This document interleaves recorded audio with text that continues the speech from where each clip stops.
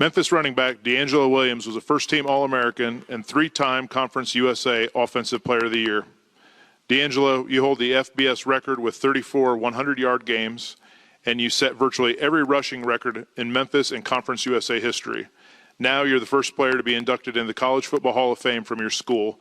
What does that distinction mean to you and the Memphis community? Well, it means a lot. Going to the University of Memphis, very similar to Villanova, it was a basketball school. And, you know, going there and not having the rich bowl tradition that some of the other schools had, you know, for me, even being up here and seeing the numbers that I saw is just like I'm still at awe right now. I mean, there's a lot of people that are up here on the stage that have been talking that are, you know, it's kind of expected. Like you see Reggie Bush and you're like, yeah, he's definitely going to be a Hall of Famer. You see Tim Tebow, you're like, yeah, he's definitely going to be a Hall of Famer. Like you see those guys and, you know, they're very humble guys, but you see guys that are up here on the stage where you just like, well, why did it take so long? And I'm up here, I'm like, where do I fit in? You know, it's been a lot of battles with Reggie because, you know, as a running back coming up in the Reggie Bush era, it was just Reggie Bush. So, you know, standing up here representing the University of Memphis from a football standpoint is it's amazing, and we really appreciate the nod.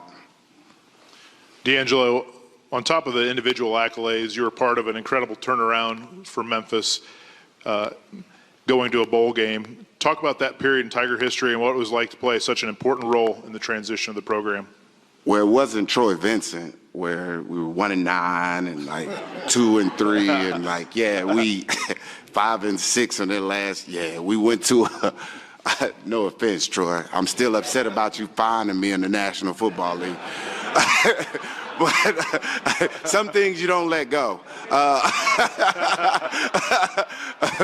But we went 3-9 my freshman year, and we went 9-3 the year after, and we went to a New Orleans Bowl and some other bowl games, and it was special because we had a 32-year bowl drought, and nobody was expecting anything out of us. And then the unexpected happened. We started winning football games. And as a result of us winning football games, you know, you got to pin those wins on somebody, and you know, I kind of got that. So I'm just thankful for, you know, being here and being able to stand up here. And there's a lot of feuds that we had in college with some guys up here that I'm still trying to let go. I really am. You know, there's a couple things that I want to say to Reggie.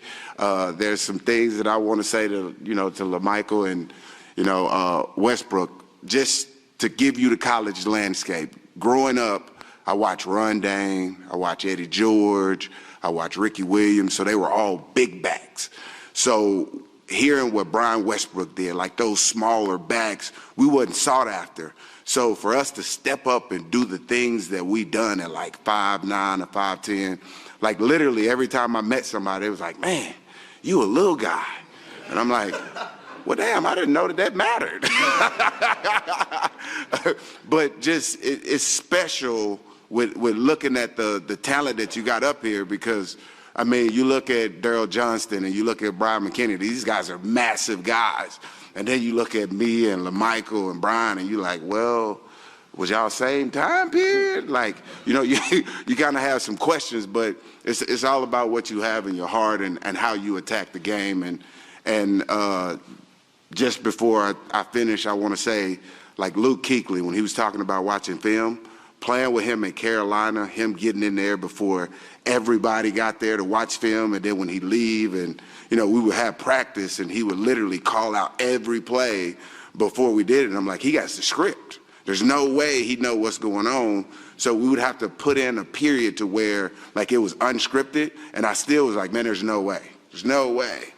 So how we attacked the game in those days was completely different, in my opinion, than how we attack it now, because, you know, you have a guy that do those numbers for you, so you don't have to do those numbers. So this is special. I mean, I can go on and on, but thank you. Thank you. Hall of Famer DeAngelo Williams.